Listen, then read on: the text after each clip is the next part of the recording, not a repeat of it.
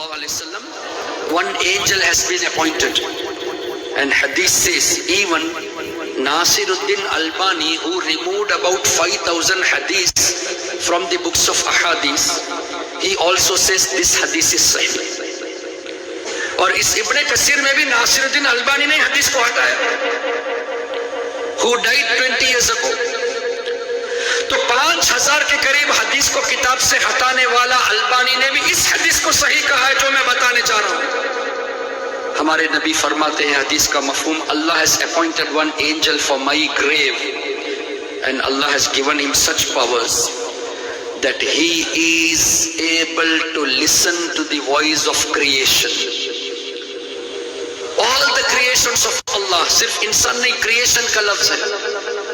تو اللہ کی جتنی بھی کریشن ہے ڈائریکٹ حدیث سے مطلب نکالتے ہوئے آئے, ہم بھی ڈائریکٹ بات کرتے ہیں. تو ڈائریکٹ حدیث سے اور آیت سے کہتے ہو حضور کو علم غیب نہیں, جبکہ دوسری حدیث سے غیب ثابت, دوسری آیت سے ثابت. اگر ڈائریکٹ ہی چاہیے تو آؤ حدیث میں ڈائریکٹ. ہمارے نبی فرماتے ہیں کہ تمام مخلوق کی آواز سننے کی طاقت اللہ نے اس فرشتے کو دی جو میری قبر کے لیے خدمت کو اللہ نے رکھا ہے. اور دوسری روایت, دنیا میں جتنے انسان ہیں سب کے نام کو وہ فرشتہ جانتا ہے, او کما قال علیہ الصلوۃ والسلام. اب اس فرشتے کا کام کیا ہے؟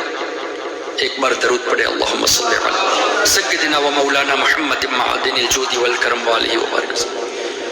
وہ ایک فرشتہ جو حضور کا ڈائریکٹ خادم نہیں, روضہ انور کا خادم ہے. قیامت تک جو بھی درود پڑھے گا ان کے درود کو نام کے ساتھ اور باپ کے نام کے ساتھ حضور کی بارگاہ میں وہ فرشتہ پیش کرتا ہے. اس کا مطلب ہم جتنے بیٹھے ہیں ہمارے نام وہ فرشتہ جانتا ہے, ہم کس کی اولاد ہے وہ بھی وہ فرشتہ جانتا ہے. اچھا, دنیا میں اس وقت کتنے لوگ درود پڑھتے ہیں؟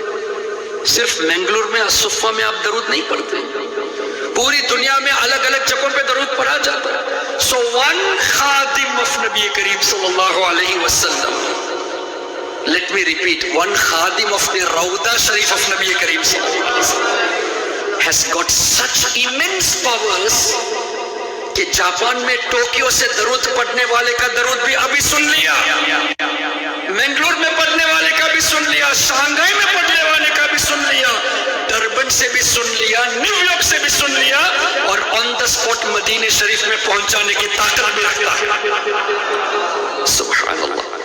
اب یہ لوگ اس لیے کہتے ہیں کہ یہ حدیث صحیح ہے, صحیح تو ہے, یہ اس لیے کہتے ہیں, ان کا کہنا ہے کہ حضور نہیں سنتے, فرشتے پہنچاتے ہیں. The angels, they present the salawat, our Nabi doesn't listen. We have two answers.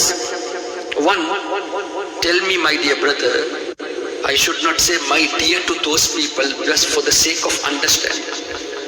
You say prophet doesn't hear, angel only present. If the prophet doesn't hear, why do the angel present? جب حضور سنتے ہی نہیں تو فرشتے پہنچاتے کسے ہیں, سناتے کسے ہیں؟ حضور سنتے ہیں تبھی تو فرشتے سناتے ہیں کہ یا رسول اللہ so and so son of so and so has recited salawat upon you. اور دوسری بات, یہ ہمارے لیے عزت کی بات ہے, آنر ہے کہ نہ صرف ہمارا نام درود پاک کی برکت سے ہمارے باپ کا نام بھی حضور کے دربار میں کیا لیا جاتا ہے.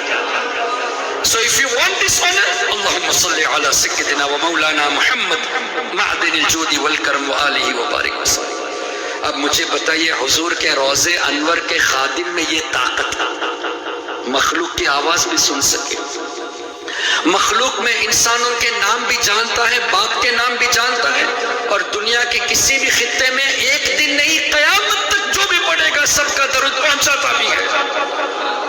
خادم حاضر و ناظر ہوا کہ نہیں؟ خادم کی طاقت کو مانتے ہو, مخدوم کی طاقت کو نہیں مانتے.